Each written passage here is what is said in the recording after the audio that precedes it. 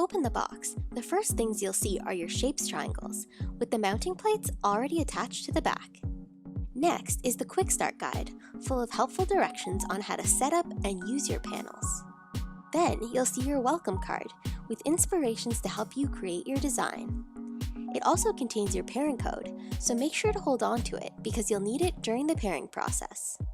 The next thing you'll see is the controller, which you'll use to manually control your panels and connect to the app.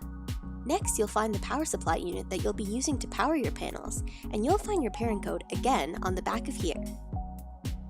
You'll also find your double-sided mounting tape, which is what you'll use to simply attach your shapes triangles to the wall, with no other tools necessary. And finally are your linkers, these small pieces that you'll snap onto your panels to connect each triangle in your layout. And that's what you'll find in your Shapes Triangles Smarter Kit.